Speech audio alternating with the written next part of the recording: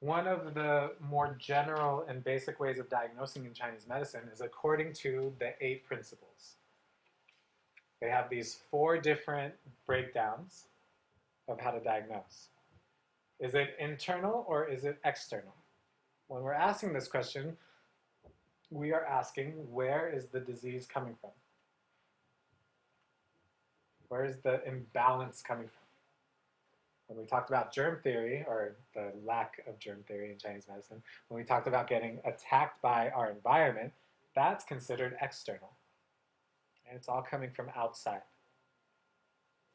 If you know that, you know everything else is internal.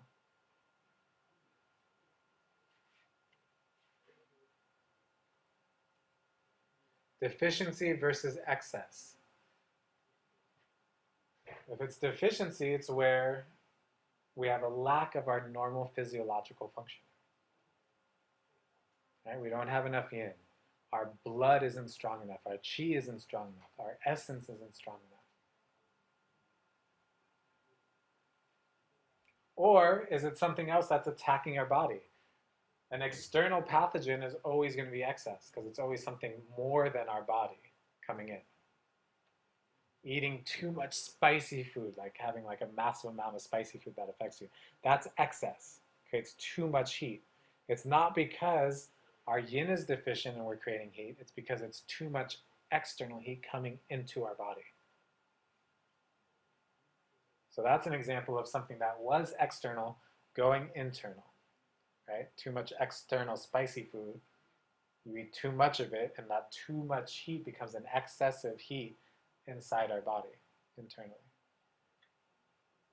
That one good? Yeah. Yeah. Okay.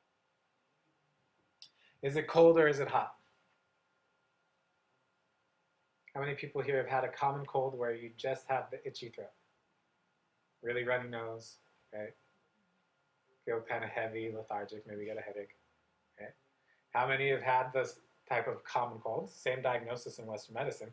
The common cold where you have a really bad sore throat, thick phlegm that's hard to get out, that's yellow, right? We've all had that.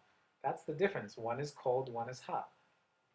Right? The nature of our food. Some foods are cold, some foods are hot.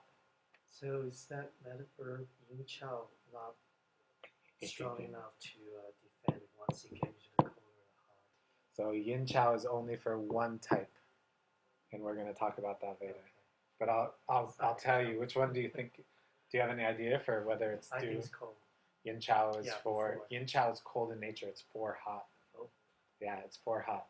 So I'll say this now. It's something that happens all the time. People are like, "Oh yeah, every time I got sick, I just took yin chow, but then it stopped working for me." Yeah, that's because you were taking it when you had a wind cold, but it's designed for a wind heat. If the herbs are cold, are you going to want to add cold herbs to a cold condition?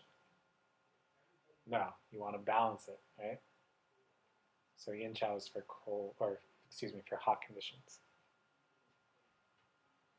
And then is it more yin in nature or is it more yang in nature? For instance, things that are cold are more yin. Things that are more damp or fluid based are more yin. Whereas things that are more hot are more yang. Okay? So, for instance, a common cold could be an external excess cold. It would still be yang though because it's from outside. Sorry. Or an external excess is hot yang. But yang, because externally is more yang, internally is more yin.